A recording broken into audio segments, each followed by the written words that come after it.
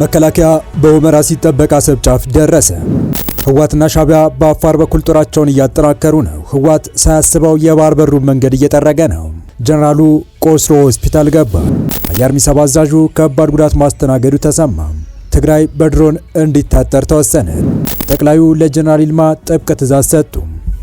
በግማሽ ሰዓት ውጊያ የህወሓት ሻዕቢያና የአልቡርሃንን የተቀናጀ ትንኮሳ ቀልብሶ የምዕራቡን ድንበር ያስከበረው መከላከያ ፊቱን ወደ ምስራቅ አዙሯል። ከፍተኛ ሜካናይዝድ ጦሩን ወደ አፋር ያንቀሳቀሰው ህወሓት ባልታሰበ አቅጣጫ ወደ አሰብ የሚደረገውን ጉዞ የሚያሳጥር ነው ተብሏል። ሁኔታው ያሳሰባቸው ኢሳያስ ደግሞ አዲስ መምሪያ ወርደዋል። በሌላ በኩል ደግሞ የሸሬናውን ጥቃት የመራው የህወሓቱ ከፍተኛ ጀነራል ቆስሎ ሆስፒታል መግባቱ ተሰምቷል። የአርሚ አዛዡ በደረሰበት የድሮን ጥቃት እጁን ማጣቱ የተሰማ ሲሆን በአሁኑ ሰዓት በሱዳን ሆስፒታል ውስጥ መሆኑም ታውቋል። በትግራይ ያለው ውጥረት እጅግ ከፍ ወዳለ ደረጃ የተሻገረ ሲሆን በተደጋጋሚ ረፉ ሲል ያስጠነቀቀው የኢትዮጵያ አየር ኃይልም ከዚህ በኋላ የትግራይ አየር ሙሉ በሙሉ በድሮን እንደሚታጠር አስታውቋል። ጀነራሉ የሰጡትን ልዩ ትዕዛዝና ለሳቱ መደመጥ አለባቸው ያልናቸው መረጃዎች አክለን በዝርዝር ይዘን ቀርበናል። ሰላም ውድ የሁሉ ዴይሊ ቤተሰቦች እንደምን አላችሁ? ቻናሉን ሰብስክራይብ፣ ላይክ፣ ሼር ያደረጋችሁ እስከ መረጃዎቻችን ፍጻሜ አብራችሁን ቆዩ። ህወሓት በመጨረሻ መላምታት የተዘጋጀበትን የጦርነት ድግስ ለማስጀመር ደፋ ቀና ማለቱን አብዝቶ በህግ የተቋቋመውን የጊዜያዊ መስተዳድር መንግስት አፍርሶ ክልሉን በወታደራዊ ክንድ እየመራ የሚገኘው ህወሓት ለ17 ዓመታት ታግዬ ገረሰስኩት ከሚለው የደርግ ወታደራዊ ስርዓት በባሰ ሁኔታ ከስተቱ ለመማር ጆሮ ዳባ ልበስ ብሎ ሁሉም ነገር ወደ ጦር ግንባር እያለ ነው። በትላንትናው ዕለት በሸሬና በኩል ተኩስ ከፍቶ ያልታሰበ ኪሳራ ያስተናገረው ቡድኑ ከደጋፊዎቹ ሳይቀር ከፍተኛ ተቃውሞ እየገጠመው ቢሆንም አይኔን ግንባር ያድርገው በሚል በአፋር በኩል ውጊያ ለመክፈት እየተንቀሳቀሰ መሆኑ የተሰማው። በወልቃይት በኩል በከፈተው ውጊያ አከርካሪውን ተሰብሮ የተመለሰው የህወሓት ቡድን አቅጣጫውን ቀይሮ በአፋር በኩል ሌላ ትንኮሳ ለመፈጸም እንቅስቃሴ ጀምሯል። በግዳጅ የታፈሰ ወጣት ለማስጨረስ እቅድ የያዘው ጽንፈኛው ህወሓት በማይጨው ከተማ የነበረውን የአርሚ 24 35 እና 43 ታጣቂና ሜካናይዝድ ጦሩን ከትላንት ሐምሌ 26 2018 ዓ.ም ከቀኑ 7 ሰዓት ጀምሮ በባቡር መስመር ወደ አፋር ድንበር አካባቢ ዛታ ሲያጓጉዝ መታየቱን ከቦታው በደረሱን መረጃዎች ማረጋገጥ ችለናል። በተጨማሪም በራያ ጨርጨር ወረዳ የሰፈረው ታጣቂ ከዚህ ቀደም ይዟቸው የማያውቃቸው አዳዲስ ስትራቴጂካዊ ቦታዎች መቆጣጠሩን የአካባቢው ምንጮች አረጋግጠዋል። በአሁኑ ሰዓት ዋንገኛ፣ ገርገሰሰን እና ጀነቴ የተባሉትን ወሳኝ ቀጠናዎች ይዞ ይገኛል ያሉት የአካባቢ ምንጮች ይህ እንቅስቃሴ በአፋር አዋሳኝ ወደሚገኘው ዋላ አቅጣጫ ለመቁረጥ የታለመ ሊሆን ስለሚችል እና በቀጠናው አስፈላጊ ጥንቃቄ ሊደረግ እንደሚገባ ማክለው ጠቁመዋል። ይህ የህወሓት ወታደራዊ እንቅስቃሴ ታዲያ መከላከያ ሰራዊት ወደ አሰብ ለመግባት ያቀረውን ጉዞ በግማሽ የሚያሳጥር መሆኑም እየተነገረ ነው። እንደ ተንታኞች ገለጻ ከሆነ ህወሓት ወደ አፋር አቅጣጫ እያደረገው ያለው እንቅስቃሴ በመከላከያ በኩል በበጎ የሚታይና እንዲያውም በጣም የሚፈለግ እንቅስቃሴ ነው ሲሉ አክለዋል።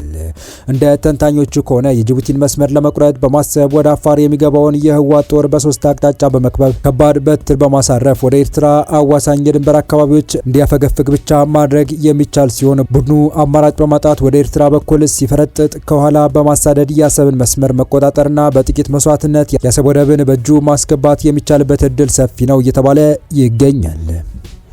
የሁኔታው አሳሳቢነት የገባቸው የሚመስሉ ኢሳያስ አፈወርቂ አፋጣኝ መምሪያ ማስተላለፋቸው የተነገረ ሲሆን ተጨማሪ 2 ሬጅመንት ሰራዊትና 1 ሬጅመንት ሜካናይዝድ ኃይል ወደ አሰብ አቅጣጫ ማንቀሳቀሳቸው ታውቋል።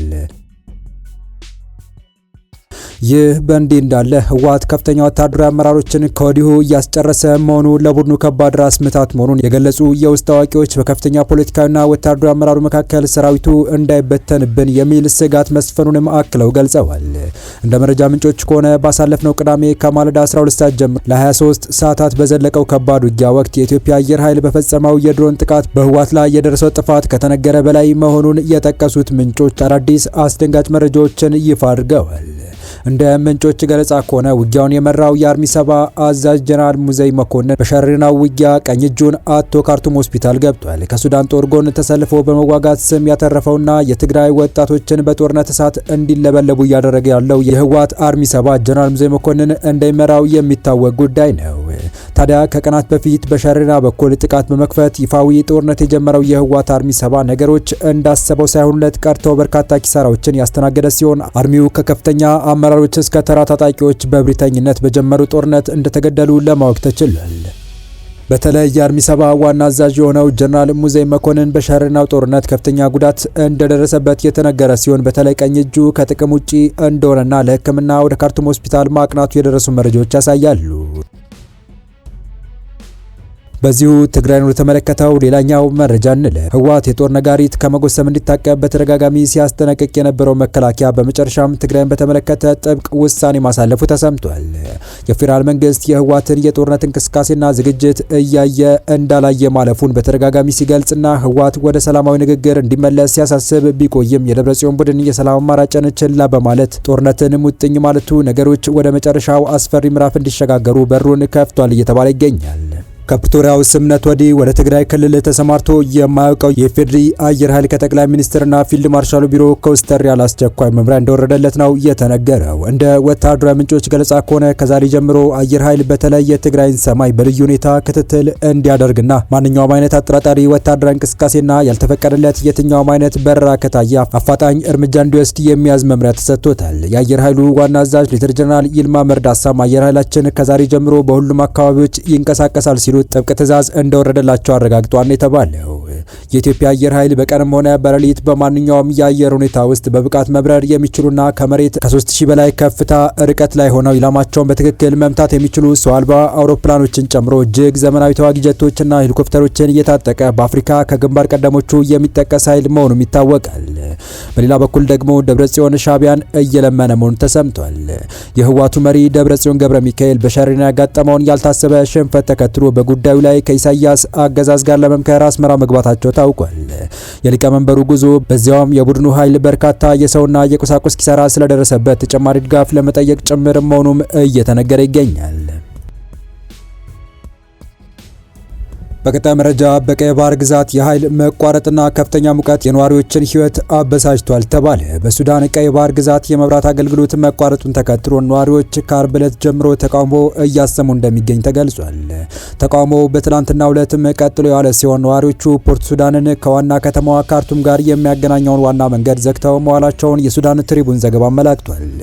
ተቃዋሚዎቹ በግዛታቸው ውስጥ በአሁኑ ወቅት የተከሰተውን ኃይለኛ ሙቀት ከግምት ውስጥ በማስገባት መንግስት የመብራት አገልግሎት በአስቸኳይ የሚመለስበትን እርምጃ እንዲወስድ እየጠየቁ ይገኛሉ። ቀይ ባህር ግዛት እየተመዘገበ ባለው ከፍተኛ የሙቀት መጠን ምክንያትም አንዳንድ ቤተሰቦች ቤታቸውን ጥለው ቀዝቃዛ ወደ ሆኑ አካባቢዎች በመሄድ ላይ እንደሆኑ፣ በርካቶች ግን በኤሌክትሪክ መቋረጥ የተነሳ ለከፋ እንግልት መዳረጋቸው ተገልጿል። አንድ የአካባቢው ነዋሪ ለሱዳን ትሪቡን በሰጡት አስተያየት የመብራት መጥፋቱ መሰረታዊ አገልግሎቶች እንዲቋረጡ ማድረጉንና በቀጠናው ያለው ከፍተኛ ሙቀት የዕለት ተዕለት ኑሯቸውን የበለጠ እንዳከበደው ገልጸዋል።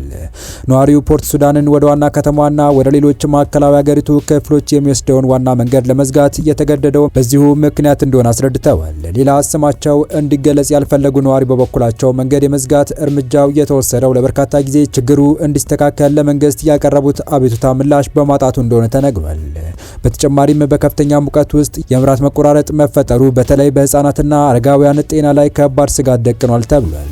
የሜትሮሎጂ መረጃዎች በቀይ ባህር ግዛት በሚቀጥሉት ቀናትም የሙቀት መጠኑ እየጨመረ እንደሚሄድ የሚያመለክቱ መሆናቸውም ተገልጿል። ይህ በእንዲህ እንዳለ በሱዳን በቀጠለው የእርስ በርስ ጦርነት መሃል በዳርፉር በደረሰ የድሮን ጥቃት የጎሳ መሪዎችን ጨምሮ የ35 ሰዎች ህይወት ማለፉ ተገለጸ። በሱዳን ምዕራብ ዳርፉር ክልል በሚገኝ አንድ ባህላዊ ፍርድ ቤት ላይ በተፈጸመ የድሮን ጥቃት የጎሳ መሪዎች ጨምሮ ቢያንስ የ35 ሰዎች ህይወት ማለፉንና በርካቶች መቁሰላቸውን የአስቸኳይ ጊዜ ጠበቆች የተሰኘው የመብት ተሟጋች ቡድን አስታወቀ። ጥቃቱ የተፈጸመው በሰሜን ዳርፉር ግዛት በሚገኘው ጋራልዛዋይ መንደር ሲሆን በወቅቱ የአካባቢው ነዋሪዎችና ማህበረሰብ መሪዎች ከአካባቢው ሁኔታዎችና አለመግባባቶች ጋር የተያዙ ችሎቶችን ለመከታተል ባህላዊ ፍርድ ቤቱ ተሰብስበው በነበሩበት ወቅት ነው። ጥቃቱ ከተፈጸመበት መንደር የተገኙ የአይን እይታ ምስክሮች እንደገለጹት ችሎቱ በዛፍ ስር በማህበረሰብ መሪዎች ተሳትፎ እየተካሄደ በነበረበት ወቅት ነው ጥቃቱ የደረሰው። በጥቃቱ ህይወታቸውን ካጡት 35 ሰዎች መካከል 4 የጎሳ መሪዎችና 2 የፈጣን ድጋፍ ሰጪ ኃይሎች RSF አዛዦች እንደሚገኙበት ተረጋግጧል። ጥቃቱ የተፈጸመበት አካባቢ በከፊል ወታደራዊ የፈጣን ድጋፍ ሰጪ ኃይሎች RSF ቁጥጥር ስር የሚገኝ ሲሆን የአካባቢና የጎሳ ግጭትን ለመፍታት ያገለግል የነበረው የባህላዊ ፍርድ ቤት ተቋምም በጥቃቱ ከፍተኛ ጉዳት አስተናግዷል። እንደ ኢሮፒያን አቆጣጠር ኤፕሪል 2023 በሱዳን ጦርና በፈጣን ድጋፍ ሰጪ ኃይሎች መካከል የተነሳው ደም አፋሳሽ ጦርነት ከተጀመረ ወዲህ በ10 በሺዎች የሚቆጠሩ ንጹሃን ሲቪሎች ህይወታቸውን ማጣታቸው ይታወቃል። የተወደዳችሁ የቻናላችን ቤተሰቦች ለአሁኑ ለእናንተ ይመጥናሉ ብታደምጧቸው ታተርፉባችኋላችሁ ብለን የመረጥንላችሁ ዕለታዊ መረጃዎቻችን እስካሁን ያደመጣችኋቸው ነበሩ። በተመሳሳይ ሀገራዊና ቀጠናዊ ጉዳዮች እንዲሁም ዓለም አቀፋዊ ጂኦፖለቲካ፣ ወታደራዊና አነጋገር ክስተቶችን ለበለት ተከታትለን በትኩስ ይዘን እንደምንቀርብ እያሳወቅን የቻናሉ ቤተሰብ ካልናችሁ ሰብስክራይብ፣ ቪዲዮ ላይክ እና ሼር በማድረግ ተደራሽነታችን ታሰፉ ዘንድ አክብሮታዊ ግብዣችን ነው። አበቃን። ሰናይ ጊዜን ተመኘን።